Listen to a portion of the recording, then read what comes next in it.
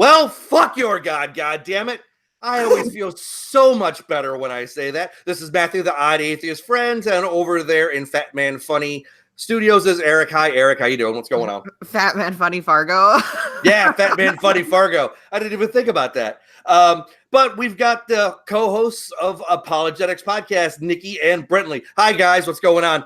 Hi. Hey. Hello from Florida. Florida.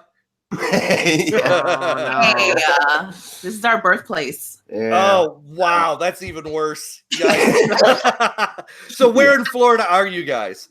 We're in St. Pete, Florida, which is the one reliably solid blue spot in the state. That's up north, right? That's on the Gulf Coast. It is like an hour away from Orlando. Oh, okay. Well, an hour and a half. Yeah, it's Tampa Bay. Yeah, basically. The Bay Area, Tampa Bay Buccaneers. Yeah. The Tampa, the butt of every joke in every sitcom. Oh yeah, I was actually stationed in Panama City, Florida, when I was 21 years old. We don't go there. No, we don't go to the Panhandle. No. Nah. Wait, Panama's in the Panhandle? Basically, it's like right there on the cusp. It's right on the bump to the left of the bump as you're looking. I was 2 hours straight south of Dothan, Alabama. So No, we can't go there. Nope. That's and it was funny because when I was stationed there, this was 92 to 94 ish. Mm-hmm. It was kind of funny because NYPD Blue was the big show, and the local affiliate would not show that show because they said it had too much sex and violence. Welcome to fucking Florida. Indeed. Or at least the Panhandle. We don't close to the north. North Florida, we just don't do. No, we get mad about sex, things, sex on TV, but a rebel flag's cool. Yeah, just have a fucking interstate. That's exactly cool. That's no big deal. Oh yeah. You'd be happy to know in the Panhandle right now, there's a station in the Panhandle. Once we get into closer to the election 2020, they are going to be playing excerpts of Donald Trump speeches every hour, 5 minutes at the end of every hour until the election. I am not joking. Why do you think he keeps coming back to the Panhandle for rallies? He's always in Florida. That's always disgusting. Yes, we love him down here. We really do. Yeah. This is all right. Well, I'm drinking a Irish coffee out of my Barack Obama coffee mug. Oh, okay, good. I don't feel bad. Yeah, it's a little bit of Irish coffee on a Sunday morning when I would have been in church. And when I was stationed in Florida, I was still a believing, Bible-thumping fucking Christian. So, fuck Florida. Indeed. Yeah, I got beer. And I'm got beer? Water. Beer. Because we went to Pride yesterday and a bitch is dehydrated. And I was a little hungover. In the morning. Oh my god, that's probably why I'm so fucking tired and shit. I went to this Mexican restaurant and I was like, "Can I get a pina colada?" And they were like, "Margaritas are on special." And I was like, "Can I get a margarita too?" Yes,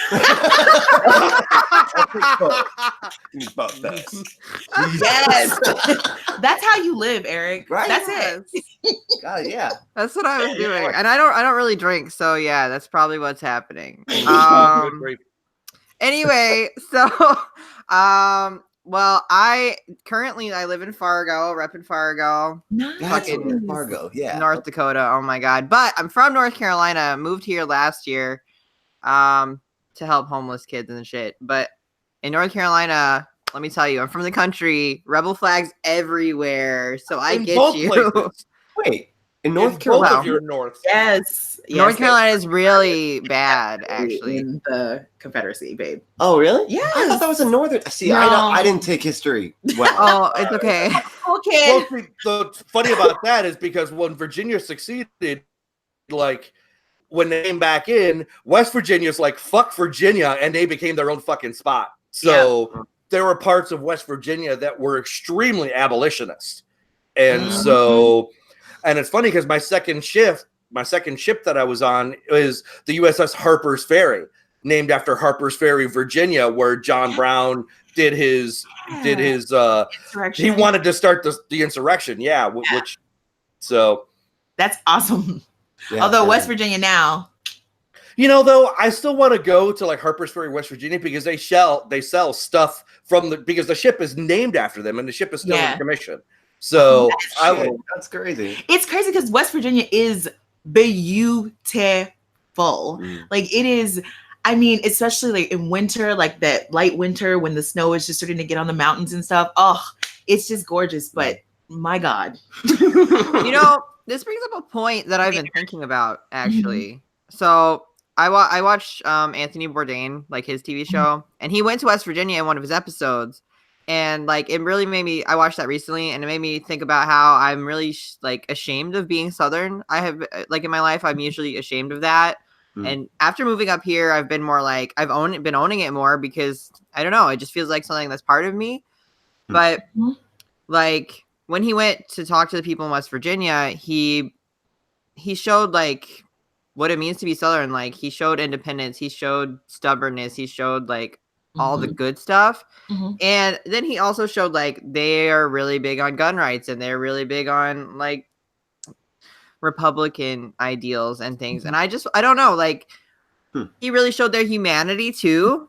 And like coming from an area like that, I just wonder why so many people follow Trump when really he isn't in their best interest. Like we're all poor and have nothing. So it's just really interesting to me. I mean, I think it's a Southern strategy. Well, that's what it is. It's like, it's like you're poor, but you're free. And that's what they're like, hey, as long as I can go shoot shotgun shells in my backyard, I'm cool, man. That's what I want to be able to do. You know what I mean? Like, I she didn't like that accent. But that's all they care about. It's like a difference of like giving a shit. I'm like, I don't really give a fuck about being that free if I don't have fucking health care. You know what I mean? Like, I mean, I could shoot off the shotgun shells in my backyard and then die of it. You know what I mean? Like, what the fuck? Yeah. So.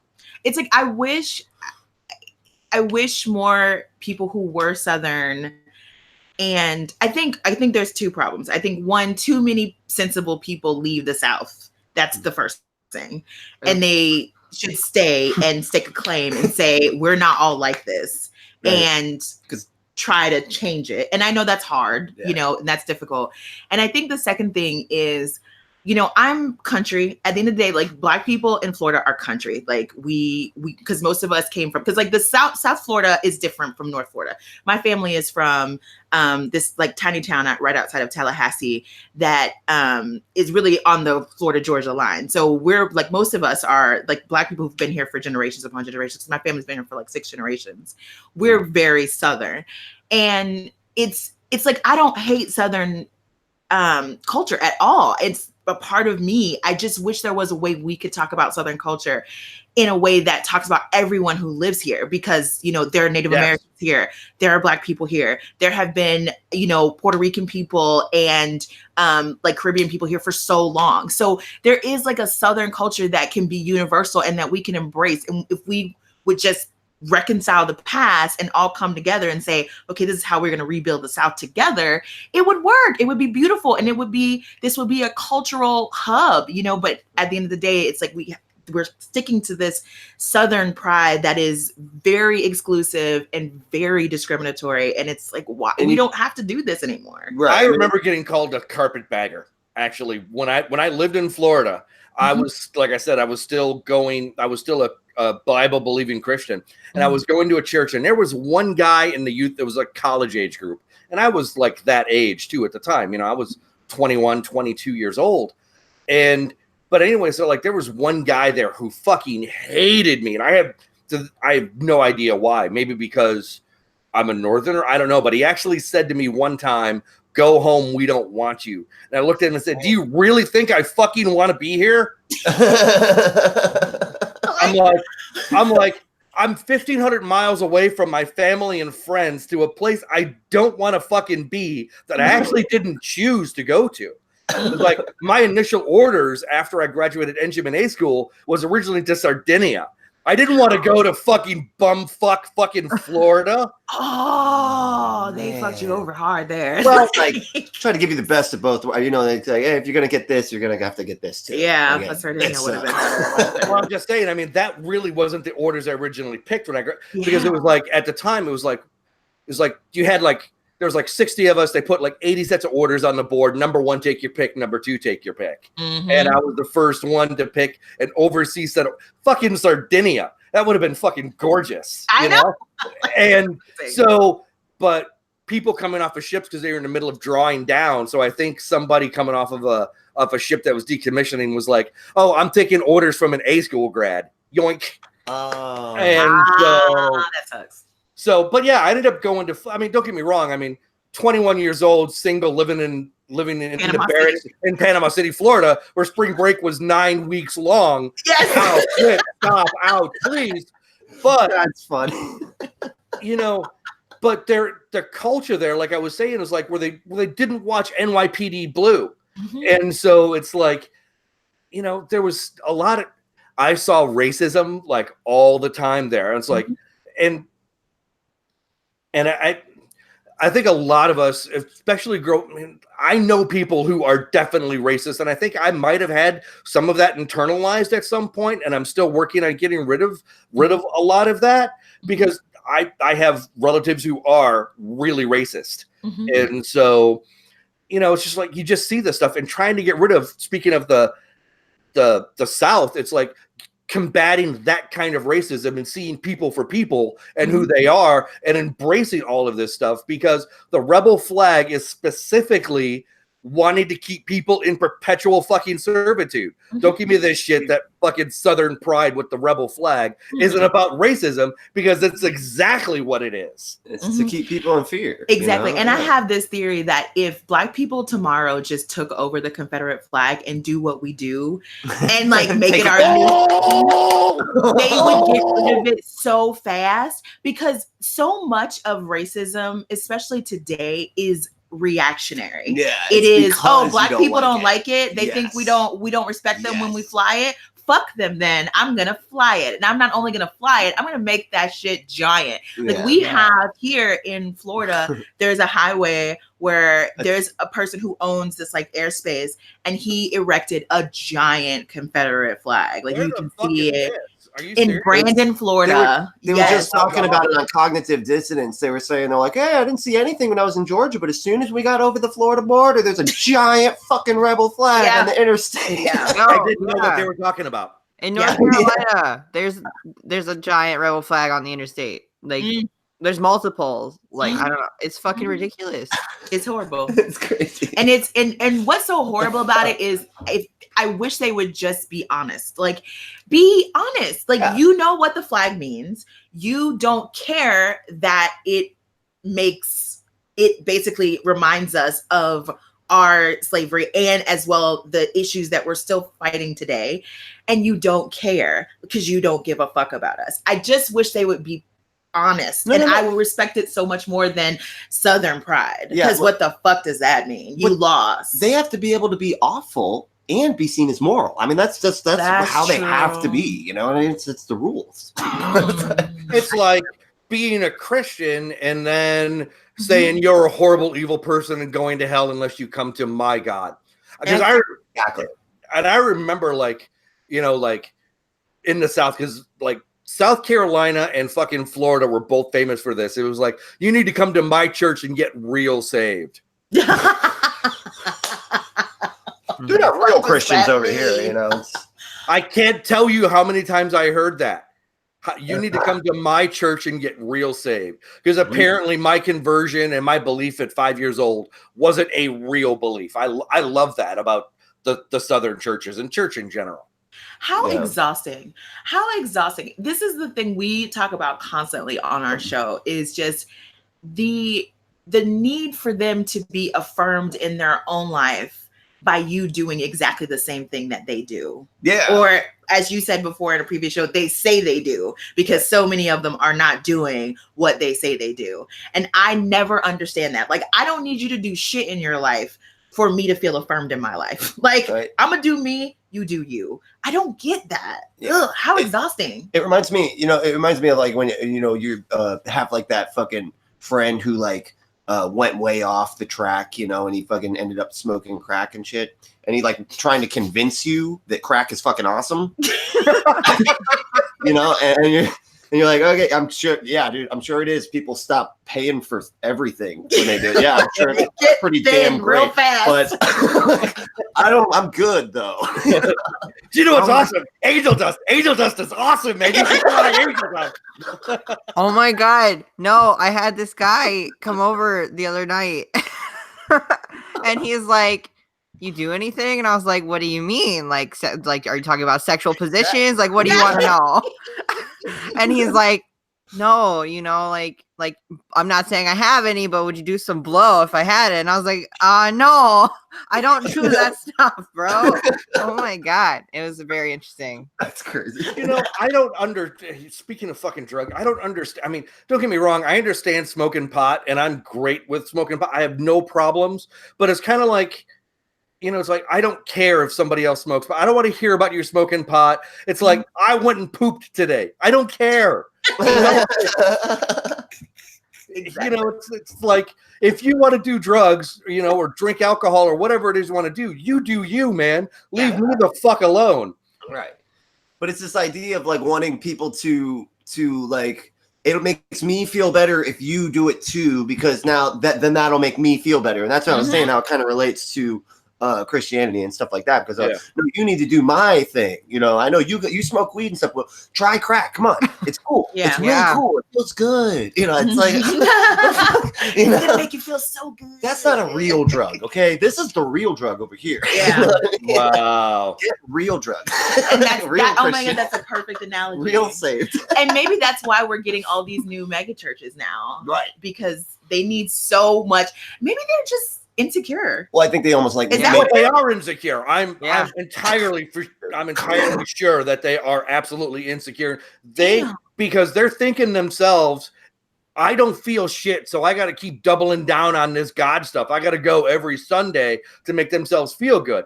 Brent, you were a conservative Christian like I was. I know I felt that way. I needed to keep going to get that God hit.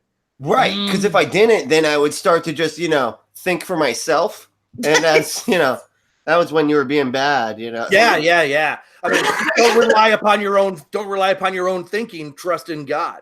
Yes. Exactly. I think you're right about that, because when I think about, because I definitely didn't have a conservative Christian upbringing, right. And our church going was sporadic, and we went to church mostly when a death happened, or a family separation, or, something bad was going on, like financially we were doing bad or something. Oh, yeah. Something bad was happening. And my mom was clearly like depressed. And that was her way of working herself out of the depression, was like, let's go to church for a few weeks. Let me get that good choir and that, because for us, like, church is more, feel good and boost yourself up, as opposed to like come and feel bad about your sins. Well, it's like almost like the 40-year-old virgin. Remember when the daughter's like doing shit? She's like, we're gonna go back to church. Exactly. Yes. That's what it reminds me. Well, but that's more like punishing. Okay. As opposed to us, it's more like self-help. Right. Yeah. Okay. I don't know, but some of the Black Southern Baptist churches, oh my God, I got to admit, I love the music, but one of the things I didn't like is about the some of the I can't think of their name right now because I'm fucking thinking about it. The ones who are like, praise Jesus, like every 5 seconds. It's like, I can't hear the sermon to say praise Jesus too. Yes. There's a lot of like call and repeat. It's a whole thing. It's almost like Catholicism, like keep on kneeling, like Charlie's. Oh my God, I can't. I couldn't imagine doing that now. My knees are way too bad to do that stand up, get down shit all the time. How do people do? And they have those they have pull out things now for folks. They kneel, they fold down. I'm like, it's such a. I went to a weird first communion. Yes, I went to a first communion like a month ago, and it was maybe the 3rd time I've been in a Catholic church my entire life. Well, 4th time, I think, including the National Cathedral, which I guess is not Catholic, but it just appears. Anyway, I go down things. Anyway, so I'm there and I'm just like, this has got to feel so powerful, being in a room of people who are all doing these movements at the same time. It reminded me of the OA. Yeah. And like, have you ever seen that show, the OA? I haven't. No, it's this okay, Netflix show that's about this woman who's an angel, and the way that they like get power is they get it together in a group and they do all of these like synchronized They movements. have to do a dance. Yeah, and it's together, like, and- okay, I see why people come here every week because I guess it has to be exactly, basically. For those on the podcast, man, But dancing weirder. right now. But yeah, like, Oh God. yeah, break it down. But I was like, this is so much work. Like just being there is just a process. I don't know. For us, we just went and sat. So I don't know That's what kind of you're a nice segue. That's kind of a nice segue. Let's talk about the TV show on Netflix, Good Omens. Have you Yes. guys watched that show at all? Have you seen Not yet. anything about it? It's on Amazon Prime. But now I have to because apparently Christians don't like it. And now Gee, you know, it's great because my wife and I binge watched this show over like the last 2 weeks. Like in 2 different days, we watched the entire first season. We I love it. binged the fuck out of that show. It's a great show. But David Tennant was one of my favorite doctors, and the guy's an amazing actor. And I've seen him on like when he played Bartimaeus Crouch Jr. in the fucking Harry Potter movie. He did such a great job. But anyways, I love David Tennant. I think he's a great actor. he is an international treasure. He really And is. have you seen Broadchurch? Yes, I have. That was another really great show. No, and he did amazingly. And I'm like, every time he does an interview and he has such a strong Scottish brogue, I'm just like, you're an international Did you- treasure. You could Did you cut see- that shit with a knife. Did you see this the movie where I can't remember the name of it, but he was like a really bad guy, and he was like kidnapping these girls. It was like, Are you talking about Jessica Jones? no, it's a movie. Who's Hmm. kidnapping girls? Wait, I don't know, who's but in can Jessica- you? Oh, just He's the purple man. Oh, he's in Purple Jessica Man. Jones. Oh, okay. Yeah. All right. Yeah. I don't know, I'll but we're gonna Google have it. to No clue. You IMDb guys that. look up for. Yeah, because Eric just said he was just doing it. But anyways, let's talk about this show because the show was amazing, right? Mhm. So David Tennant was playing a character named Crawley, who was supposed to be the snake in the Garden of Eden. And so Oh. after Adam and Eve got kicked out, he became like one of the top demons. And so he was running around like doing shit. And there's a whole bunch of like internal stuff in the show and talks about like the circle ring around London that he created it. And like, if you look at it in a certain way, it's actually like another religion's word or symbol for the devil and shit. And so it ends up becoming ringed in fire. Anyways, but the Christians got pissed off and signed like this, like 100,000 people signed a petition because 100 that way. Say that one more time. What was that number? 100,000 No, people. it's not. That's no. I'm gonna need evidence, bro. Evidence, skeptic. listen, What the you fuck? can get This is Christians insane. can get angry real fast and easy. They do. They do. But anyways, it was like a shit ton of people. And anyways, so they got pissed off about it because like not only was he like being bad and but it was like bad lighting like Christianity, but God was a woman being like voiced by a woman, and so they were pissed off about that. God says hello and she says what's up, that kind of shit. It's like that was off of another movie like from the 90s. But anyways, but the record store, Empire Records. Anyways, Empire Yes. Records. Yeah, that's right. I talked to God and she says, yo, what's up? But anyways, Passed down from God herself. but anyway, so like this is like they're saying that the people who did this petition saying that this is normalizing demonic activity and we can't have that in the Christian-centered United States and all this bullshit. Wow. So, but yeah, so what do you think about this? About them signing this petition to try to get who they send it? They sent it to Netflix to try to get them to cancel the show, but it's not them who produces it, and so there was It's just so ridiculous. It's like, first of all, how ridiculous? No, it's Netflix and Amazon. Prime. That's what it was. It's Amazon Prime. Like, I'm just like, I don't understand getting so like, okay, who is in charge? Who is in charge? Like, how do you make a mistake like that? How do you make a mistake like that? Like the guy that's about to like type is like, I don't know if it's Amazon or Netflix. Should I just pick one? Like, whatever, fuck it. Yeah, they'll know what you're saying. They'll get it. What I don't understand is like it's like even if it is disrespecting to them and their God and all that kind of stuff. Let's just hypothetically think that for a second. It's like at the end, good wins, and even though the earth isn't destroyed, the kid who's supposed to be the Antichrist is like, no, I don't want to do it. Spoiler alert. Yeah, I don't care. I haven't watched it. It's still. Thanks, Matthew. You're welcome. There will be a spoiler alert in the show notes. But I'm just saying, I mean, but it's like, why would they care? Because it's only like boosting their religion in the broad sense. Why are they mad? I don't get it. You know why? Because they haven't watched it. Well, all they saw was the trailer and read a synopsis and was like, "This is demonic. This isn't the way that we do it." Same thing with Harry Potter. It's like Harry Potter is the. It's just so benign. Like the magic that they use is so benign, and that was like one of my complaints of the show is like, you have all this magic, change the world, and they don't. Like they're in their own place doing their own thing, not messing with the muggles at all, and they still had a problem with it. It's ridiculous. They don't actually, like they don't want to be of this world, but they're not of this world, so they don't pay attention to the stuff that we do, but yet they want us to still not do it. It's like, okay, that's my number one complaint with Christians today.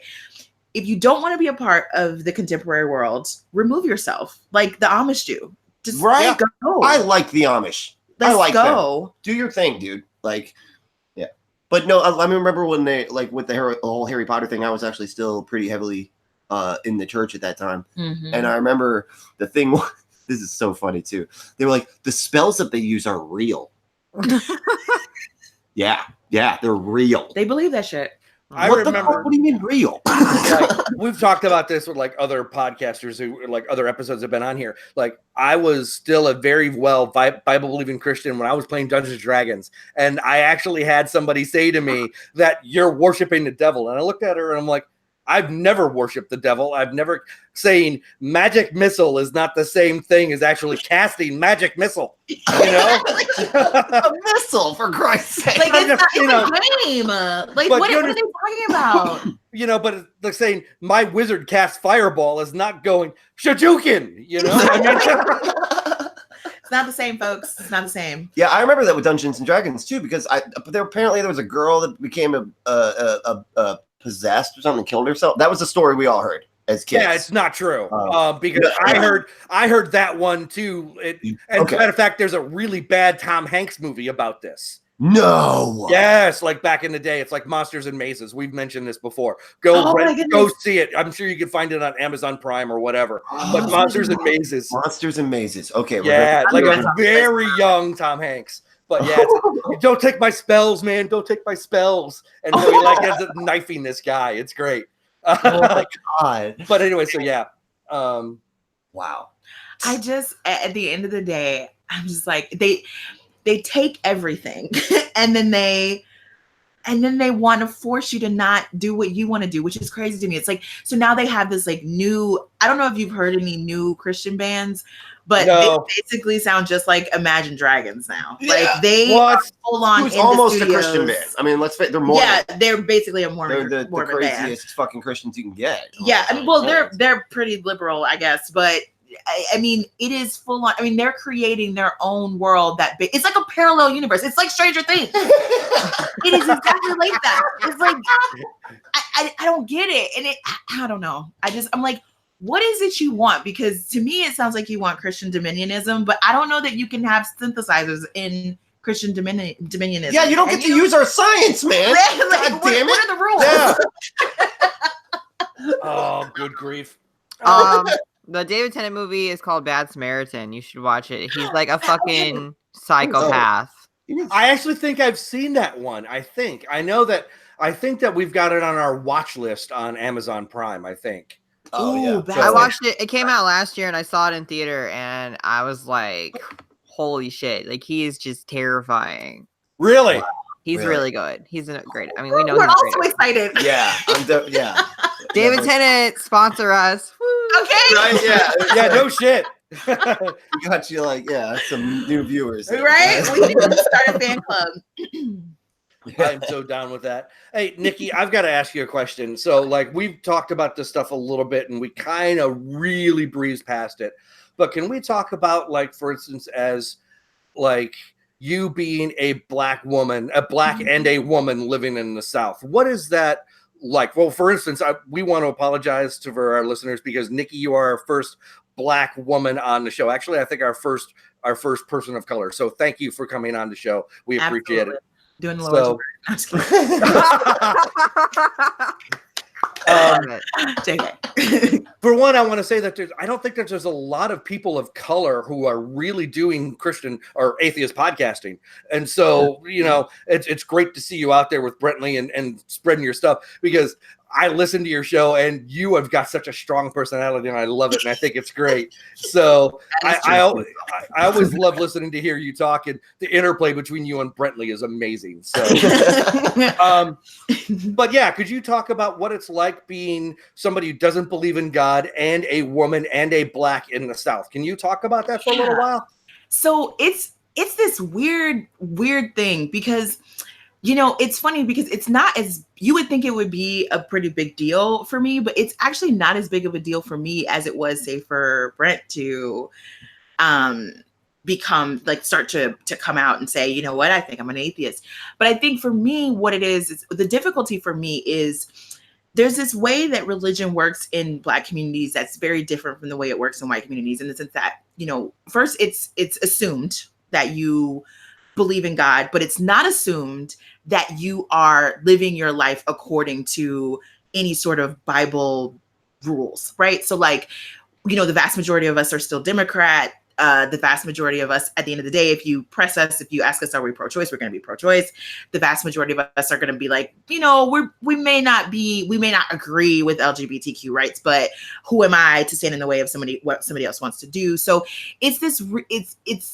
it's uncomfortable sometimes when I'm around my family and I have to remind them, hey, I don't believe like you do, and that whole coming out process.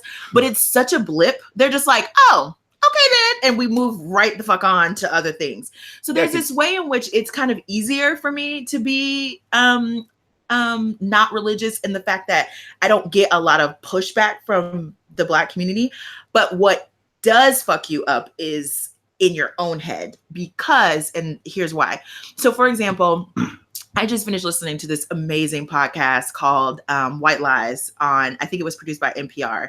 And it was these two white Southern guys, journalists, went to Selma, Alabama, and tried to uncover who killed this one civil rights, who killed two different civil rights activists. One was a young Black guy who was demonstrating that was shot in the stomach by a state trooper. And the other was the Unitarian Universalist who was killed when he went down to march with Dr. King.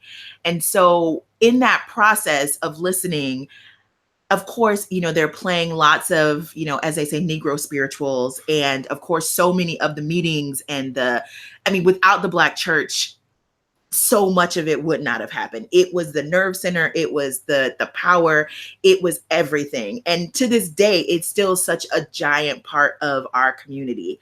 And so that's the part that's difficult, is knowing that in some ways I've lost that because I can't go. I want to go to church because I want to feel connected to my people and that history, but I don't believe in anything as it's happening. And so, you know, it's like, what do you do? Because we have this very strong cultural, religious practice that isn't necessarily about living the Bible. You know what I mean? It's just, it's very complicated. And it was the source of the community. And that was like what brought everybody together in order to be able to kind of stand up and be like, hey, no, we're not dealing with this shit anymore. Because practically, you know, when we look at the civil rights movement, practically the biggest people who were able to be a part of it were preachers. Right. It was funeral directors. It was teachers, because at that time, you know, schools were still segregated. So Black teachers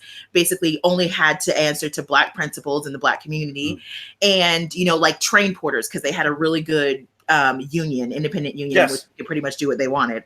So there's an area in Chicago, the Pullman neighborhood in Chicago. So where like a lot of the people, because Chicago was and still is a big train hub, where the Pullman neighborhood was an area by Pullman trains where the porters would all live who were part of that union. Exactly. Exactly. Wow. So yeah, I know it's interesting. I know we need to teach fucking civil rights history. You know, Chicago has such an interesting, you know, as far as like race relations and that kind of stuff, is like there was a huge race riot, not only in the late 60s, but there was another one in the 40s where there was a big race riot, and a lot of black people were rightfully so very mad and rioted because of how they were treated. And so yes, and Chicago would be such a good case study because it, you know, when we because what happened basically was the Great Migration. Tons of black people left Mississippi because of Jim Crow, because people were being lynched, and sharecropping became even more untenable as a lifestyle. So that's when tons, like millions of black people migrated, and mostly they migrated to Chicago. I need to back up. What's sharecropping? Sharecropping is basically slavery, but not. Like so the cotton and all that. It's basically a contract with the owner of the farm, who was usually white. You would live there, and you would say, okay, I will produce this much for your farm to sell, but I get to produce this much, and then you're going to pay me in advance, you know, in exchange. But what would usually end up happening is by the end of the season, the plantation owner would change the arrangement. Oh no, you need to produce this much for me. I'm only going to pay you this much. And then under threat of violence or getting kicked out, because again, remember, black people couldn't really own much, and we didn't have very much to own. So that's when the huge migration happened, because it was a reality that, okay, we're not going to survive here. And in the 20s and the 30s, during this migration that went north, Chicago built the tenement system that's actually, you know, the giant tenement systems, like I've talked about them before, the Robert Taylor homes, Cabrini Green, and some of the other like huge ones. And they were basically like islands of poor, desperate, mostly black people living in the city. There was a famous one where, I don't know if you remember it was a horror movie called Candyman from back in the day. Love Candyman. The Robert Taylor homes was very close to what we call the Gold Coast in Chicago. Like a mile and a half away, you would go from, and they talk about it in the show Lakeshore Drive by where they talk about, and in just a few minutes you can go from riches to rags by just going 15 minutes up Lakeshore Drive. And so absolutely 100% true. And that's the legacy that still continues today. Like when we want to talk about the violence that's happening in Chicago right now, we cannot talk about it without talking about those tenement homes, without talking about that segregation.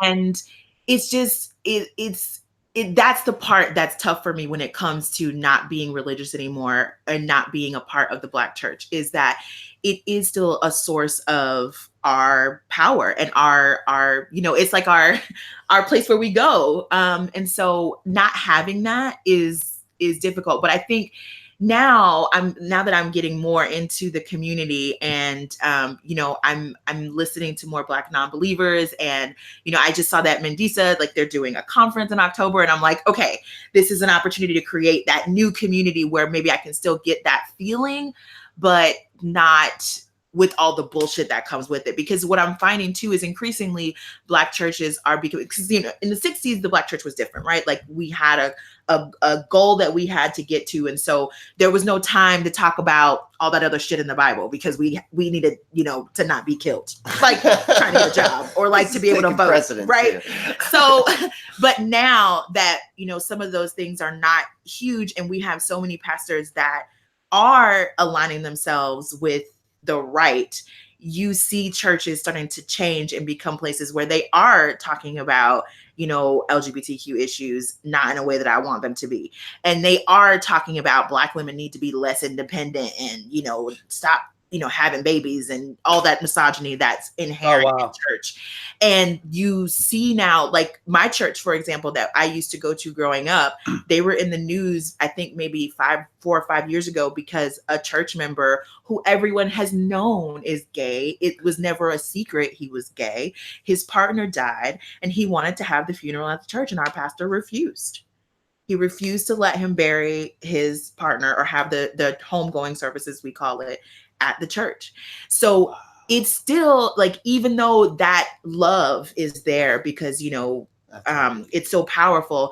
It's still fucked up as an institution, and it's still forcing Black people to choose how they are and what they choose to share with the church, and that's a problem. It's like because it's I mean, it is in the Bible like a bunch of times. They're all about the fucking, you know what I mean? We just were talking about that on the show. They're like, you know, it's in the Old Testament and the New Testament. I didn't realize it was in the New Testament. I don't even remember that being there, where they're saying like, oh, you got to be put to death if you're if you're gay. You know, I was like, what? I don't remember that in fucking Corinthians. I thought that was in the it's fucking horrifying. One of the things please, if you can answer me the question, is that I know generally speaking that that Black people tend to be more religious, and my question is why? It's like because of this. I mean, let's be real and have honest talk here, is that many people are descendants of people who were brought over here in chains. And so they were beaten out of their old religion. You will worship the Christian God. You will not worship the gods of your homeland. And so it's like, why are Black people so fucking religious when they shouldn't be?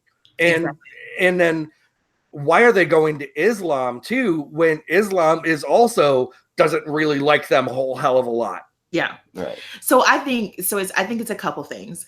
I think one, yes, we came from somewhere else and religion and Christianity was forced on us, but Christianity, so when you think about that, you have to give us agency as well, because even though we are religious and even though we, you know, are Christian, we do it differently than the plantation owner did Christianity. And it was, you know, Black Christianity has been, like I said before, our source of power. It was the reason why we and big groups learned to read the Bible. That's how that it was taught to people to learn how to read. You know, finding arguments to end slavery, the Bible. Finding arguments for civil rights, the Bible. Finding reasons to, you know, mirror white people in the sense of like, okay, now you're going to be this nice family that has 2.5 kids and you're going to buy a house and you're going to join the military and you're going to do this. Like everything about Black respectability is wrapped up in the Bible in some way, or has been used to show us how to be respectable and accepted by white people and be okay. And there's that. So that's the first thing. And then second of all, I think it is Black people's lives are difficult in so many ways. And I think there is this need to feel like there's got to be something better, because if this is it, holy fuck, you know? So I think there's this need to have a reason why we're experiencing all this trauma, to have a reason why life is so hard. And it's because if we can do this and if we can survive this and keep our faith, then we'll have something better afterwards. And I think that is such a powerful thing. And I think that's part of the reason why white people stay so religious as well, is because that payoff, that payoff is, or that, not even a payoff, it's that justice. You know what I mean? Like to know it's going to be, you know, God's going to figure it out in the end. Exactly. You know what I mean? Like, and letting some of those traumas go. You know, because at the end of the day, when you listen, like, I don't know how many people know this, but Alabama pretty much created concentration camps during the 60s to get people to not vote. They put people in concentration camps. They put Black people in concentration camps. And just, we're doing it with Mexicans now, or exactly, with Central Americans now. Yeah. But they put Black people in concentration camps just so they wouldn't vote. That's a trauma that you feel for generations. Like I still feel some of the trauma that my grandmothers and great grandmothers went through, like the stories they would tell me about their lives. That trauma doesn't just go away when they die. And because it keeps going. And so the Bible helps you, and like knowing that heaven is there and that you're not going to be judged anymore for the color of your skin. You're not going to have to navigate a world anymore because of the color of your skin in a certain way. That is very powerful. Like that Shangri-La at the end, right? Like that's very powerful. And I think it's hard sometimes, especially the way in America that, because like, think for example, you know, think about traveling, for example, think about, you know, being able to just get in a Winnebago and travel all around the US. That is something that never even occurred to me. and most of my family members, because there's some places we just don't fucking go, right? And there's some places that you just like, there's certain parts of America you just don't want to see or you don't want to be a part of because so much of it has been hostile to so many different types of people. And it's like just having that freedom in your mind to think about like, oh, our country is so beautiful and I want to see all of it. Like, that's something you have to develop because you have to feel love for your country first and love for where you are.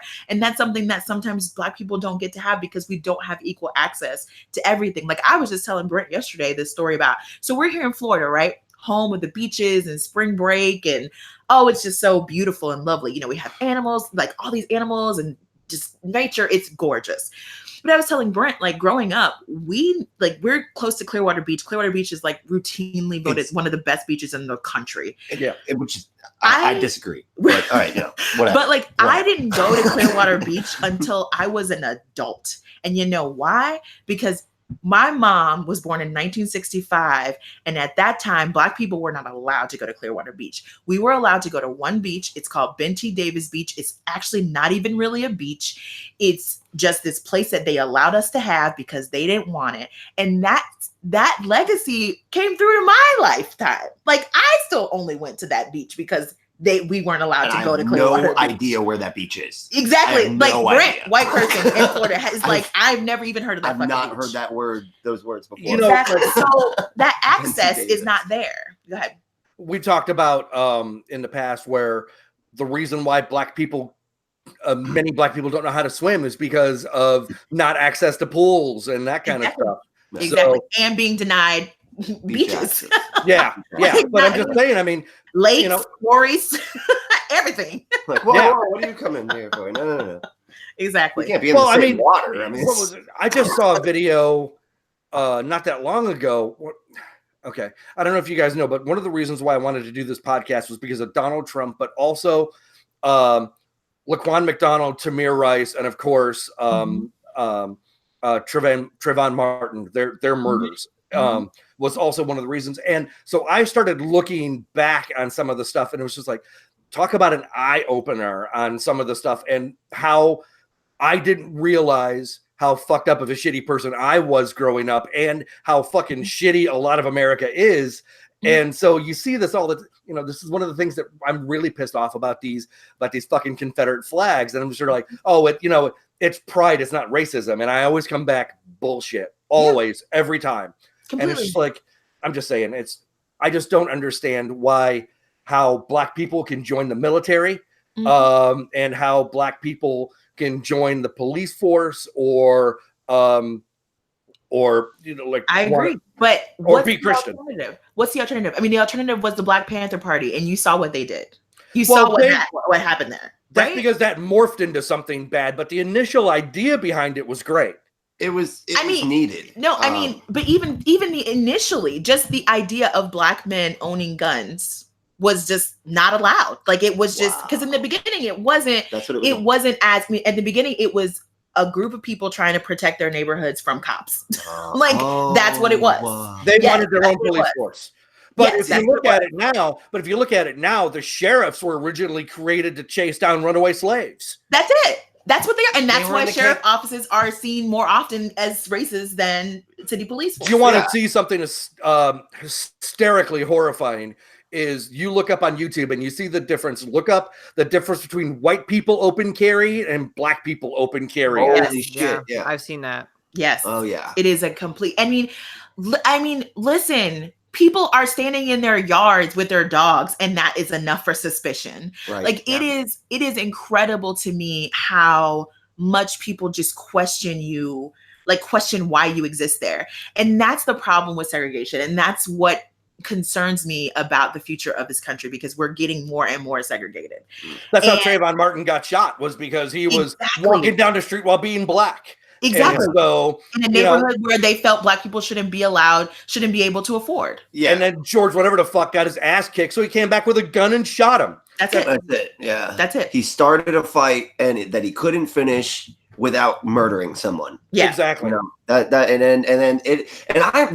was one of the things that actually started to get me moving closer to the left, because I remember at the time when this whole Trayvon Martin thing happened, I was on, of course, I was a Christian Republican. I was on the side of Zimmerman. Mhm. And I was like, it's like he's going to go to prison for life and then he's going to get murdered in prison by black people. That was like what I was thinking. Like, that was what I was thinking. And then he got off. And I was like, hold on, maybe I'm not, maybe I'm not evaluating this correctly. Yeah. So I don't, Like, what just happened? Because this should be a clear-cut case. like, and all the guys at work were black were like, see? And I was like, yeah, okay.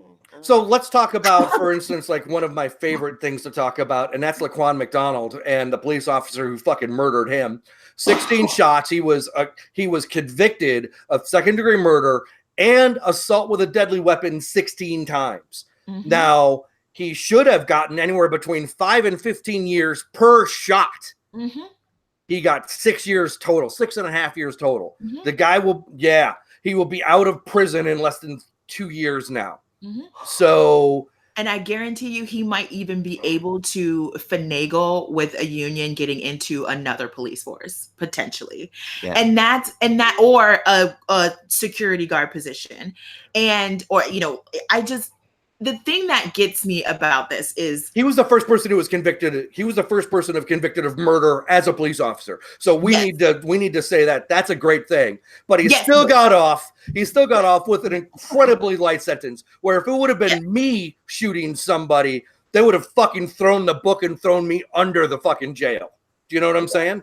potentially, I don't know, in the state of Florida, I don't know. If you were to stand your black, ground it is pretty strong here. Well, I'm just saying, if it would have been the other way around, for instance, they definitely would have thrown him underneath the fucking jail. Oh, Yeah. So, yeah, that's for sure. Oh, absolutely. Yeah, For sure. especially a black. So, I think what it is it's a potential issue. Like, white people look at, I don't want to say all, but white judges look at white people and see a potential. White judges look at black people who are in front of them and see no potential. They see someone who needs to be controlled. And it's the same thing with our neighborhoods. Our neighborhoods need to be controlled. They need to be patrolled. You have to keep your foot on our neck, because they're just wild and they'll never learn and they'll never be better and they'll never turn their lives around. Versus white people who come in front of judges, it's, you just made a mistake. I'm sure you'll learn from this. I'm sure you have something you can offer this country. So we're going to do our best to work with you. And that's what we want. That's all we want, is the benefit of the doubt. That's it. Because we're just people, right? Like, we're not some amazing saint people, right? We're just people. We make mistakes. We do bad things. Our environments, make us do shitty things. Like, it's all the same. You go to Appalachia right now, it's the same shit. We have more in common with them than we do anybody, right? Like, we probably have more in common with poor white kids who grew up in Appalachia than we do with like Jamaicans or like people from the Caribbean, right? Yeah. It's like a completely different thing. And so, but that's the thing. Like, you get that poor kid from Appalachia and people say, I can see you being something better. And you get that poor kid from the Chicago, from the Cabrini Greens, and you say, you're destined to be nothing but a thug. And so I'm going to treat you as such. And we're like, can we just be seen as human with like the potential to grow and change and be better and be good citizens? Or we already are those things and you still think we're pieces of shit? Like, what is that? I got into a huge Facebook argument in a politics group. There was 3 black people in a picture, and it was in a courtroom. One was a judge, one was a police officer, and the other one was the suspect. And they're like, oh, well, somebody commented, oh, okay, this is all about choices. I'm like, that's bullshit. I'm like, people who come from really nice houses have way different and better opportunities than the people who grew up in the middle of the Rust Belt, in an urban environment of the Rust Belt. Exactly. Yeah, we listened. Yeah, we were actually listening to your show. You were talking about that. Yeah. Completely agree. I was like, I was working at the time because I work remote sometimes, and I was like, listen, I'm like, yes, Matthew, spread that word. Thank you. I'm glad somebody at least listens to our podcast every now and again. Oh my gosh. So I have a couple of things I've been thinking about while everybody's talking. One, I don't know. Okay, so one, I work with homeless youth, and so I've done that in North Carolina and in North Dakota, and I work with people of all different races, all different backgrounds, religious preferences, etc. And I can tell you, like, they all come from broken homes. They all have the same struggles. Mm-hmm. And depending on their race, they act out a different way usually, because that's how like you're told you're supposed to be, and that's how you're told you're gonna end up. So society's fucking all of us up by telling us we're gonna be a certain thing. If we're gonna be a fucking redneck hillbilly, we're gonna be like, a lot of us are gonna go toward that. If we're gonna be a thug, a lot of us are gonna go toward that. Like, yeah, you can try to stand up and combat that, but it is really hard, you know. Exactly. If people keep telling you that you're And this, I also thug you're gonna say, fuck it, might as well be this. Everybody thinks I am. What the fuck? Might as well lean in. Yeah. You know what I mean? Like, I also think that thug is now the new white person's duck call for calling somebody the N-word. Yeah. Absolutely. Yeah, it's a dog whistle for sure. Thank you. Yeah, fuck yeah. Yeah, absolutely. And then also about community, and like, I think religion of any kind is obviously a community for people, and it is often the only community people have. So how do we replace that? Like, yeah, I know we have an atheist community, but I don't fucking do shit with that other than I mean, I do podcasting, and that's super fucking cool, but it's not like I can go out and find like 20 atheists in North Dakota and be like, hey, let's get together. That's not a thing, you know? So like, how do we replace that? It's and let me tell you, the requirements on being human these days makes it even harder to do that, because like, we have close to us, we have the ACPC, the Atheist Community of Polk County, and they do outreach things. They, you know, we do like they do beach cleanups and things like that. And there is this push to try to get more humanists together to do the work that churches are doing and do it better. But let me tell you, I'm working like 50 hours a week at my full-time job. I'm like trying to Uber and Lyft on the side because we're trying to like save for a fucking house, you know, and then I'm like, you know, getting in my mid-30s, so I'm starting to care about my health. So I really should be out here going to the gym and walking and like making food and stuff. And it's like, okay, when am I supposed to fit in helping others too? Like, it is hard to figure out how to do that. And we're passionate about that. We want to be doing that, of course. But it's like, one, you know, helping others doesn't pay very well. And then two, when you want to do it as a volunteer activity, finding that time to do it is so hard. That's why I commend anyone who does any kind of work like that, because it's like, in this world today, I mean, it is very hard to be someone who cares about humans. It's very hard. It's so easy to get wrapped up in your thing. I mean, most people don't work just an 8-hour day. You know, it's like most people do that. And because of how shitty wages are, where wages are kept artificially low. And I've talked about this in the past, where most people have got to have a side hustle too. You know, if I didn't have my retirement, I would definitely need more than the job I got. Do you know what I'm saying? And so, and especially if you're, you know, like, if you've got 2 jobs and your spouse has 2 jobs, when the fuck do you got time for each other and the kids and to do shit and anything else? I mean, doing anything, like you're saying, is absolutely, it's like, thank you for doing anything. Exactly. And that's why, I think that's part of the reason why we do the show, because it's like, okay, this is something that's only dependent on us. So we can do that.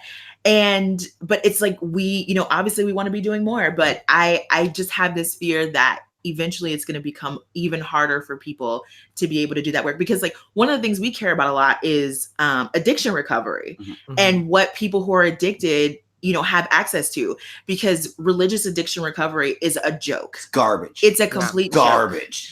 And there needs to be a really strong secular addiction recovery movement that has nothing to do with like going to places that cost you $10,000 a week, you know. And that's how do you even start that? You know what I mean? Like, how, you know, it's out there, it exists, but how do you even start to make that a bigger thing? And churches already have that infrastructure, and it's just building an atheist or humanist community that does that work. I really hope I get to see that before I die. And I want to say real quick, we need new fucking leaders, by the way. Atheist leaders, yes, god damn it, Sam Harris. What the fuck? We need new people. Like, that's it. I've talked about this in the past, where I think it's generally because it's like, after you get to a certain age, that your mental elasticity and your ability to be able to change your viewpoints really starts to slow down. You become the person, get off my lawn. You really do. Exactly. And so it's like I said, that like, Dawkins, Harris, Hitchens, all these guys were great 20 years ago, putting their books out like when I was first starting to come around and start thinking about some stuff. Yeah. But like 10 years ago, like all of these guys were like, they were way conservative. And so not only being atheist isn't enough, you need to be humanist as well. Exactly. Yes. Thank you. Humanist first. Exactly. That's what I'm saying. Like, Because the thing is, I don't. Let's use Sam Harris as an example. okay, yes. I understand how impactful Sam Harris is, and I understand that, when it comes Letter to a Christian Nation was one of my seminal books that got me thinking. Yes, like it's like I get it, and I don't want to take that away from him. But what I wish he would stop doing is acting like he's something he isn't, which is, dude, you're conservative, and that's okay. Like, Yes. you're an atheist, but you're also conservative, and you just need to say that and move on. Like, stop acting like you're some radical atheist when you're not. You're confusing a lot of fucking people, man. Yeah, Like, that's what exactly. you're fucking up shit. Exactly. I stopped listening to Harris about 5 years ago. Yeah. And I mean, and you think, when you look at the people he's having on his shows now, it's like, okay, what is all of this fucking for? Like, what is it you're trying to build right now? Because trying to just have a bunch of interviews with people that you think have heterodox views, okay, but they're not heterodox views. They're just conservative views. Right. Like, they're not like, it's okay to be atheist and conservative. I mean, atheism is only it's an answer to one question. But I mean, No, whatever. I don't agree. I think if we talk about atheism as just well, yeah, okay. the answer to There's that no one corollary question, to those two. yeah, I agree. Yeah, I get what you're all saying, right, but sure. I want to give them an out. I'm giving them an out right now. I'm trying to give them an out because we like, I don't know if you guys have paid attention to what's going on right now with the whole rationality rules and the ACA situation. Not really. I mean, I've heard about it, but I really haven't been paying much attention. I heard it's a bunch of crap. It's a shit show. It's a fucking just, shit it's show. It's a complete shit show. Like, this guy is obviously transphobic. He's horrible. He's obviously transphobic. You can look at the first video, the apology video, the follow-up video, his Twitter, everything about this guy shows you that he's transphobic. And the idea that the ACA has to like somehow protect him because he happens to do atheist videos is insane to me. Like, can we just call a spade a spade? He's transphobic. At the ACA, we want to be atheist and humanist. So he's got to go, and we can just move on, and he can go do what he does and do the like alt-right atheist shit. Right. And we can move on. Like, can we just call a spade a spade? I do not want to have these conversations where we give particularly white men in atheism this huge leeway to basically be assholes and not be in support of what we're trying to build as humanists, and because they happen to be atheists. I'm sick of it. Like, we have to have a conversation about what we, not necessarily what we allow, but how much grace are we supposed to be giving folks? Yeah. Sam Harris is being given so much fucking grace, and I don't understand why. Right. Like, why do we have to keep arguing whether or not he's conservative? He's shown you who he is. Right. Maya Angelou, once somebody shows you who the fuck they are, believe them, and we move on. Mm-hmm. Yeah. That's it. Yeah. Do you think? Quit telling me what he's actually meant, man. I'm so sick of fucking people. What the fuck? There's more people telling me what Sam Harris actually fucking meant when he said shit, or rationality rules actually fucking meant when he said. Then why the fuck didn't he fucking say what he actually meant? Well, come on. He's not transphobic. He's just passionate about women's sport. Okay. Right. Okay. Yeah. Fucking break. Mm-hmm. Jesus. So do you think that humanism, like, people can be humanist and still be religious? Because in my mind, I think that the best thing that we can have, I mean, I think more people coming toward atheism is good, but I don't think that's like super realistic for everybody. But I think if people of all the religions come together and they're just more humanist and accepting and not forcing their religion on everybody, I think that would be like an ideal world for us to be in right now. I don't think it's ever going to happen. I know it's hard, but I completely agree, Eric. I'm almost with I'm almost with you. I'd almost rather it be like that be the transitional period before everybody's kind of like, oh wait, maybe all this stuff's just made up and we can kind of like make our own decisions. We got enough shit we got enough other shit to fight about than fighting about religion. You know? Yes, Right. exactly. Yeah, you know what I mean? Like, exactly. Like yesterday, we But went to Pride. I We do went to agree. Pride with a friend of mine who is Catholic. She's quite Catholic, but she is very liberal, and she also polices other people, other Christians, when they are being bigots. And if we can find more of those people, and they can be more bold in policing other religions, because this is what I think it is right now. I don't think humanists are going to win or going to be able to make much headway with evangelical Christians. I don't see that happening. But I think Catholics, Episcopalians, and other like Lutherans and other more moderate to liberal Christians can do a hell of a lot of good fighting against evangelicals, but they don't seem to have a political will to do so. I mean, that's because mostly like, their bodies aren't on the line. Let's be real. Yeah, but it's like in the debate that I just did on Robert's show, and it was with this guy Alex, and he's really cool, and I had to say I was about to go like full like against him like on the ontology, like on the morality factors and everything, and he completely agreed with me on fucking everything, and I was like, okay, so I listened to that debate. It was definitely an interesting viewpoint that he had. Yeah, he had some interesting viewpoints. I don't agree with them as far as religion at all in the slightest. Right. But yeah, I personally think that all religion is bad and we need to go away. It all needs to go away. It's never a good idea to believe something that's not true, man. Like it's just never a good idea. Thank you. But I also want to push back on like what Matt Dillahunty said, and he says it that believing in God or not believing in God is the easiest question on the earth. No, it's not, because it took me like 15 years to finally get around to it. Right. It takes a lot of being able to change your mind, and not everybody's able to do so.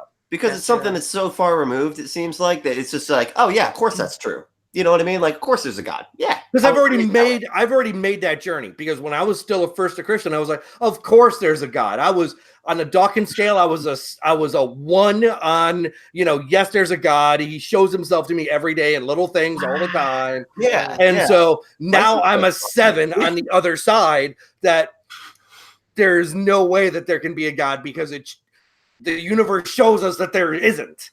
I mean, like constantly. All the time. Like that's all it shows. Yeah. I mean, and the fact that we're using, like, so many groups are using the same book to have opposite arguments. Yes. I mean, that's a problem. I mean, like, we talk about where else in academia do they do that? We talk about the slavery thing, for instance. It's like you can look at the Bible and it's like, oh well, it shows in there like they tell people how to handle their slaves, and on the other side, it's arguments against slavery in the same book. Yeah, he just died for slavery. Like he died so we don't have to have slavery anyways. Like really, you guys are on, and it's really almost the losing side of a theological battle. It really is. I mean, it really, because it fucking says it straight up, like, hey, here's how to torture your slave. Exodus chapter 21, 18 through 21, or whatever. And that's, I think too, that's why I have such a hard time watching the debate shows and the call-in shows. I have such a hard time watching those, because to me, I'm an atheist and I'm a humanist because I care very much about the actual bodies that are being trampled on right now and the things that we can be doing to make the world better. And I know that in the long run, having those shows and having those conversations is necessary, but it just feels so much like sometimes it feels like an exercise in ego, as opposed to actually making an impact. You know what I mean? Because it becomes it's theater. It is. And it becomes theater. very, what's the word about it? It becomes very, like, for example, when we talk, you'll throw all these like philosophical words out at me, and like, you're like so excited because you're learning all these new things, and it's awesome. And I'm like, listen, I'm an atheist, but I'm not into that. Like, I'm not into Socrates like that. Right, Socrates, yeah. Like, I'm not into that so much. So I don't know. I feel Socrates. Sorry. Yeah. I can't. Like, I get why it's interesting. Like, I've always been interested, I guess, in philosophy, but not to that level. Right, and I think that's part of my problem too with Sam Harris and so many people who are flocking to him, is it seems like people just want to have arguments on the internet, and they don't actually have a fully formed idea of what they want the world to be or what they want the world to look like. Right. Like, I care about what I want the world to be, which is this place in which people can be free to be whoever the fuck they want to be and leave people the fuck alone. And also, we're in this shit together. Like, there's a strong collective good, and we realize that, and we just move forward. But I feel like so often people haven't really stopped to think about that. Like, Right. what do you want the world to be after you're gone? Like, what do you want the world to be today? You know, what, I don't know. I just think sometimes we don't ask those questions. Right. Yeah. Like, I feel like Sam Harris, like, what is his purpose? Right. Other than getting people to the side? Yeah. Once they're on the side, what do you want them to be doing outside of, you know, telling people he that claims it's humanism. That's why it's so fucking frustrating. Because that whole thing I just said, where they're on the losing side of a theological battle, that he said that shit. It's, I mean, because he was like, they're both, you know, they were with the slavery and all that stuff. He's like, we need to implement humanism and stuff, and then he's like going totally against it. That's where I'm just like, what the fuck? Where are you at, bro? He's in this weird la la land where I don't even, like I said, I've stopped listening to him like 5 years ago, and so like.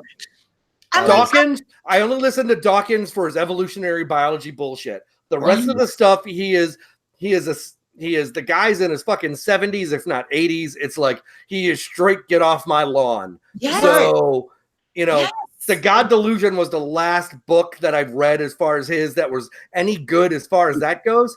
But other than that, his evolutionary biology books are on fucking point.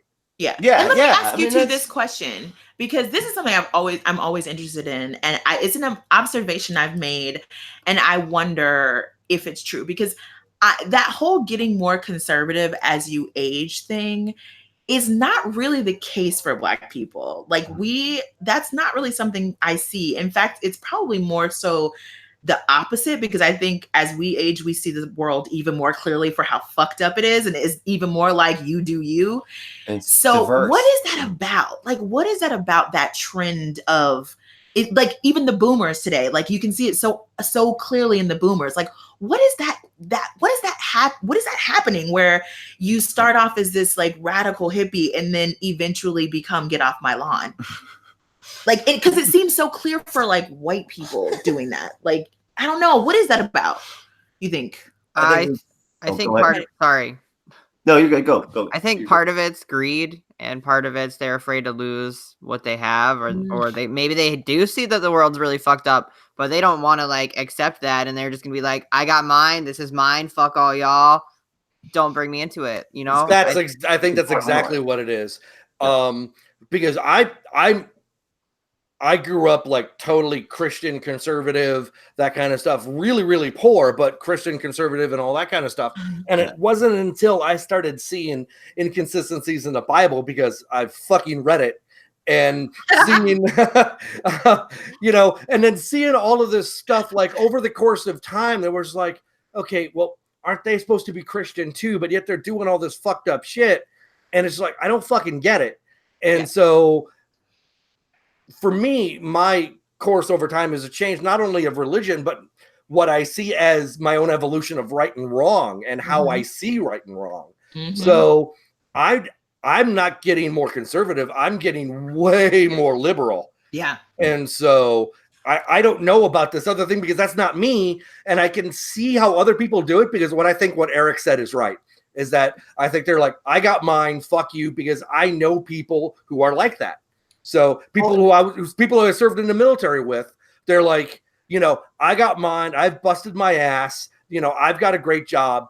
And so this one guy who I've talked about, he doesn't want even like Medicare for old people. I mean, he's that fucking far like a conservative. He wants to get rid of all social programs. Yeah, I know a lot of people, especially white people, I think mostly white people, that want to get rid of like Medicaid and Medicare and shit. And like, even when they grew up like needing that, or possibly being able to use that. But again, in the South, that's a thing that a lot of people are like, fuck that. They're not going to help me. I'm going to just suffer. You know what I mean? Like, my kids are going to not have food. I'm too proud for that. It's not enough that you have what you have. It's that other people can't get like what they need. Like, hey, you should have to do what I did, okay? Like, I didn't use Medicaid. But they don't even have to do that. You know what I mean? But it's like, That's why the the fuck thing. are you looking side to side, bro? Like, why are you even looking like at them and judging and being like, hey, they're poor, they should have fucking done more or whatever. And that's what they get mad about. It's bullshit. This is actually a great segue real quick. I was we actually yesterday we listened to like the whole this week there was a House committee hearing on reparations or whether whether to even form a committee. Now it's not to give reparations, it's whether we should even form a committee to do research to figure out, you know, how we would classify those who are descendants of slavery and, you know, what kind of things what reparations would even look like. So it's really just exploratory at this point. And I was opposed to McConnell, right? Said yes, of course. McConnell said, you know, people who are affected, you know, there are no slaves left alive, and the people who are responsible have been long dead, so we should just move on. Of course. Okay. So it was interesting because I was reading articles about it, and of course I have to read the comments because I'm a fucking masochist apparently. And never read the comments. I know, but I have to because I want to see the world as it is, and because nothing makes fucking sense, and so I have to read the comments so I understand. Oh, this is why. And of course, there were so many comments that were basically just like, you know, I didn't do this. My family didn't do this. I didn't own slaves. We came here on a boat. You know, it's just like no one understands what the fuck collective good means, and no one understands that, like, no one makes that argument about anything else. Like, but for families and ancestry, we would not have Donald Trump as president. Like, he is president because his family came over and immediately started taking advantage of people and made a shit ton of money. He's the way he is because his father was a fucking shyster. Is that a racially insensitive word now that I think about it? No. Probably. Isn't it? It's not okay. But he was he's not Jewish. He's not Jewish. Okay. That's okay. Got it. Like, but he was a fucking con man who was a Klan member. And now we have Trump, and now we have his idiot fucking sons and daughter who are, you know, have the same fucking legacy of being idiots and con artists who will perpetually be rich and powerful.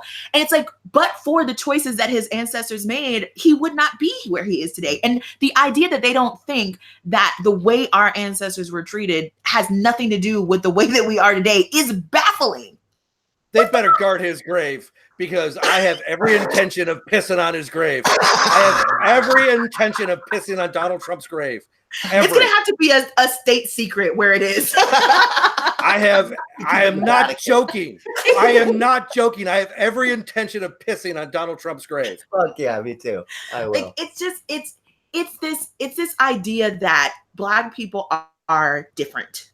Like, we are not deserving of shit. Like, nothing, because there's a whole list of people that countries and our country has paid reparations to. Like, there's a whole fucking list. Yes. You know, this is something I don't understand. Okay, let me give you like a small point. There was a time in my military career where usually at the end of deployments that they usually give away like awards. They usually give out awards for stuff that you did. And there's an award called the Naval Achievement Medal, the NAM. It's the lowest personal award that you can get for doing a great job. Do you know what I'm saying? For doing good stuff. It's the lowest award for one of the highest for personal awards, but not in combat. And then the next one up is the Naval Accommodation Medal. That's the highest award that you can get for not valorous in combat. Does that make sense? Okay. Okay. So on my first and second deployments, on my first deployment, like the three people above me in the shop, because I was still in E4, I hadn't made E5 yet. They got awards, they got NAMs for stuff that and I did most of the work, but they got the medals for. Damn. And so I remember going to my chief and my senior chief, well, specifically my senior chief, and he's like, no, you're not going to get it. You're not high enough. It's like, it's not like they're going to take it off of your chest and give it to me. Can I just get one? And it's like, this is the same thing with these people who, it's like, they think that giving equality is giving, okay, you've got 3 people of different heights behind a box, behind a fence. You've got 3 boxes, and they think that making everything equal is giving everybody 1 box. No. The tallest person doesn't need a box. The middle person needs 1. The shorter person needs 2 so they can all see over the fence. That's it. That's it. Like, teachers have this saying, every kid gets what they need to succeed, and that's going to look different for every kid. And I don't understand why people don't understand. In America, we have groups that are experiencing this country in different ways for lots of reasons, and we just need to give each one of them what they need to succeed, because in the end, it's going to help you. And I think what they don't understand is they're not going to be happy until this country looks exactly like Brazil and South Africa together. We're going to have giant fucking favelas of just tent houses for everybody, and then we're going to have these giant compounds for the few people who can afford them, and no one is safer because of it. No one is happier because of it. Everyone's life fucking sucks because of it. And I don't understand how they don't get that. Like, it doesn't help you for someone to be homeless. Like the Obama phones. It doesn't help you to have someone who lives on the street who can't call for help or can't call their family. Exactly. It doesn't help you. Doesn't help. And exactly. And I know people like, like being involved with the military groups and that kind of stuff like I am. There's people who are very liberal like myself, and you also have a lot of people who are very conservative. And I know people directly who are pissed off about people having the Obama phones and all that kind of stuff. It's like, why do they get a free cell phone when I've got to pay for my own? It's like, you don't fucking get it. It's like, so they can have one. Yeah. You got one, and that's great. But they're not literally taking the phone away from you. No, Calm down, Buttercup. Yeah. You fucking snowflake. Honestly, one of the only reasons like programs to help homeless people have funding is because we have to prove that we saved them money by housing and helping homeless people, because like one homeless person costs the state so much money, from ambulance rides to police coming out to shelter beds, etc. And if we just help them, they actually contribute to the economy. And Imagine that. It's like we have to put everything into. They've changed the language and the framework so much that we can't even use. Well, we should help people to help people. Duh. Like, especially if you're a Christian, like you just help people to help people. We have to actually manipulate the whole framework. It's like everything that's going on right now with AOC and the fact that she used the word concentration camp. Yes. And so now Whoa. now the conservatives are in a tizzy because, first of all, why? You don't give a fuck about the Holocaust to begin with. But now it's like, who knew? Many of them don't even think it happened. Exactly. Let's be real honest. Like, what? I feel like we're getting gaslit constantly because I'm just like, yes, we are. Yes, what we are. is We are going constantly on? getting gaslighted. You don't even believe the Holocaust existed. And for those of us who do believe it and studied it and actually know what it is, like, yo, we're here. Like, we're in this beginning stage. Shit is bad. Shit is real bad. And yet we still have to use this language that makes them feel secure that like America is the best country in the world. And also No, we're not. That exactly. No, we're not. We are by no measure the best country in How the would world. you even measure that in the first place? Like, Anyway. it doesn't matter. Go ahead. I'm fucking fed up about talking about all this bullshit. Let's talk about some fun shit. Okay. Let's do it. You got it. Let's talk about some fun shit. You guys are fun fucking people, and you're great. And so, So are Thank y'all. you. So you guys, yeah. but anyways, so it's like, okay, let's talk about some fucking, because Eric and I are all about fucking Dungeons and Dragons and role-playing games and all kinds of shit. We were talking offline. You guys haven't played Dungeons and Dragons, but you guys would be open to what kind of like games have you played in the past? Are you like Xboxers or something like that? Dude, Boxers. I said So- Xbox. We used to box, Yeah. but we don't anymore. So, So that's actually one of the first things we want to buy is an Xbox because I want to play Witcher so bad and like every other fantasy game I can find. But I used to play, so I used to play World of Warcraft just for a while. Yeah. Oh my And god. then, yes, I I did know. for just a little bit. And then I also, so one of the reasons why I'm really into fantasy is because back in the day, this is going to be a deep cut. I don't even know how many people had this, but back in the day, so right when, computers were just happening and you used to be able to, you used to have the encyclopedias, but encyclopedias started to come on a CD-ROM. Yes. And we had the whole thing. And part of that package was you got a game that was like set in medieval times. And it would just ask you a bunch of questions about history. And I it was like sort of vaguely a fantasy remember that. game in it. I vaguely remember loved that. it. Yes, I I lived was gonna for say, it. I wish you And it's like, happy, so you know? it's one of the reasons why now God, to this I'm old. day, I'm a But- bit of an Anglophile and I love everything about British history because that was so much a part of it. Is that, so I was like always into fantasy from like so early. And of course we're like huge, everything fantasy we watch, we Game of Thrones fans, we're just huge in that. And I wanted to say something real quick here because we're getting into the fun point. I have to say, you guys' intro, every time I hear it, I start to do this.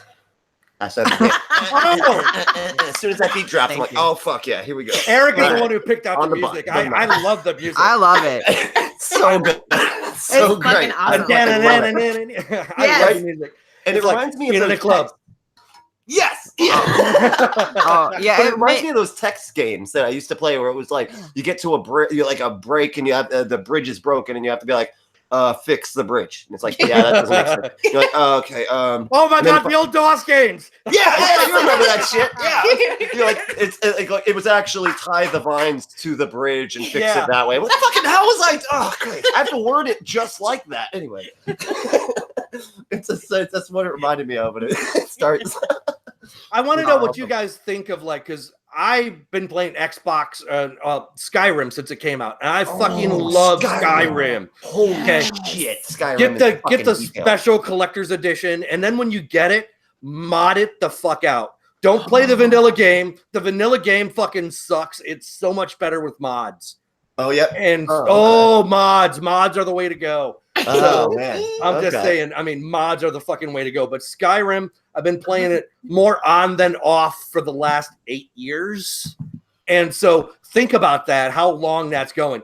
What other video games have we been playing for fucking 8 years? Like nothing. Right? Yeah. And so, speaking of World of Warcraft, I first tried it 20 years ago, and I played it for a month and got pissed off. Yeah. Listen, it is so fucking frustrating.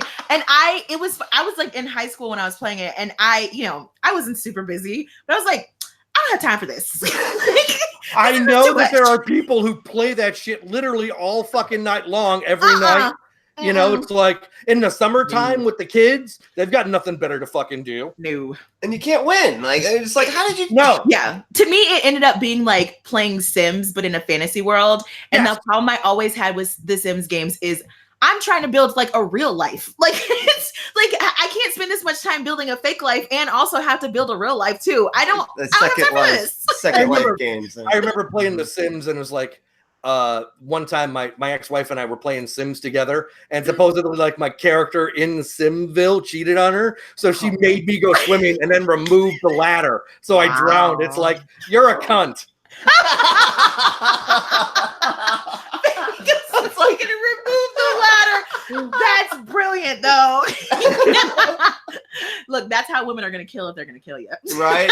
Some Yeah. sneaky shit right Well, there. she I was love killing it. my soul, so that was one of the reasons why I kicked her ass to the fucking curb. It's like Nikki got mad at me for a dream the other day. I was Yes. like, I didn't do it. I don't know. Yeah. I don't know. I was angry all day. Yeah. I was angry. And it's funny because I don't realize it until halfway through the day. I'm like, wait, why am I mad at Brent right now? Because he pulled off his Air John fuck. mask and then made out with Cameron Diaz. And Wow. Ridiculousness. That Yeah. was Ridiculousness. All right. So where do we find you guys? We gotta play. We gotta play. No, Go I Fuck. gotta go. Sorry. Eric's like, Sorry, I man. gotta get out of here. Holy shit. You really gotta go? Eric. All right, do one. Okay. No Trumps. Okay, you guys have heard the game. We're gonna do a Trump quote. This one's super fucking easy. I'll get one. Hopefully, that's a little harder. They're not easy. Oh, that's what she we'll said. Play. Like a very difficult game. This is number one. Very difficult. Quote number one. As everybody knows, but the haters and losers refuse to acknowledge, I do not wear a wig. My hair may not be perfect, but it's mine. That's number one. Oh my god. Okay. Number two. Let's face it, my teeth are getting more and more British every day. I look in the mirror and I see Austin Powers staring at me. It has to be No, that's number not one. Yeah, That's because not he it. doesn't know cultural references. Well, and he wouldn't ever say anything bad about himself. It's one.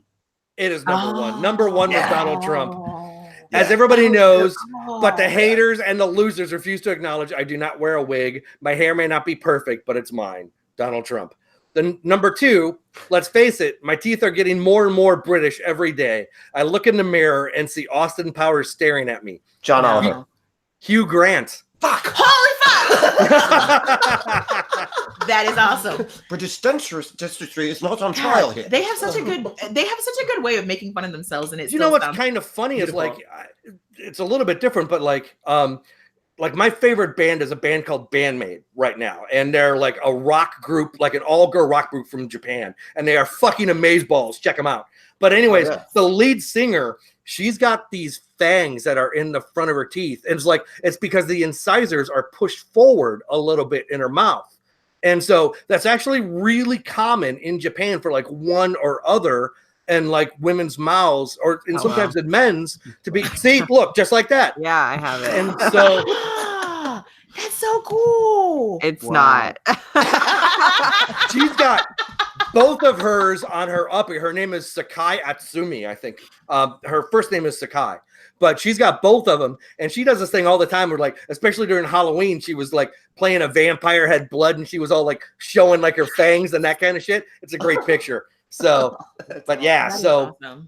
yeah, Maybe but check out. Say I'm half vampire. There you go, half vampire. The other one hasn't come in yet. I'm half werewolf because it's on the bottom. Oh yeah, nice. Half and half. Yes. That's awesome. My terrible teeth. Welcome to my what life. was that? Underworld. So you're half Lycan, half vamp. That's awesome. Oh yeah, exactly. Like the movie. Yes. Yeah, you're like the breed. most exactly. you go. You're the new That's leader. That's obviously. Yep. Obviously. So is Anyway, Eric. okay, so you can call us. I mean, you can find us. Oh, can we call you? Let me just throw out my digits real quick. Anytime. Like, I'm not gonna answer. Call her. So you can find us on Facebook. We have our own page. What is it? It's Unapologetix, the atheist response to apologetics. Unapologetics is spelled with an X, so that At can the be end. confusing. Yeah, at the Yes. end. So it's Unapologetics spelled with an X. It's on Facebook. We're on Twitter. If you want to follow, we don't really do shit on Twitter, but if you want to message me, I'll respond. And then Nikki looks at it. So, our email is unapologetics with an X 666 at gmail.com. As far as our podcast, you can find us Unapologetics with an X on pretty much anything. We're on iTunes, we're on Spotify, we're on Stitcher. we're not on YouTube. Fuck YouTube. We're not. You're on we're not now. there yet. We're not there yet. And then we are. Let me see. What else? That's it, right? Yeah, we're on iHeartRadio. And make sure we're you on- spell it with all an that X, fucking because shit. if you spell it with a C, you're gonna find a white supremacist podcast, and Don't that is not listen to us. it. No, they're No. from Florida too. They're like down the no. street. Yes, they're from Wow. Florida, but no, We're that's like- not us. They're like the the birthing clinics that are across the street from the abortion clinics to No. confuse people. Yeah, no, Yeah. unapologetic with an X. All right. Well, but we'll include a link in the show notes so everybody Thank can you. That's cool. click. Yeah. All Thank right. We you. for enjoyed coming having you on the guys show. on. Yeah, this is fun. Yeah, Thank you. You can come back whenever you want. Just let us know. thank Excellent. you. Yeah, we we had an awesome definitely will. time. Y'all have a great Sunday. Yeah, You for real. too. I'm gonna go play Dungeons Okay. and Dragons. I mean, worship the devil. I mean, play Dungeons and Dragons. You do that, Matthew. Either one is cool.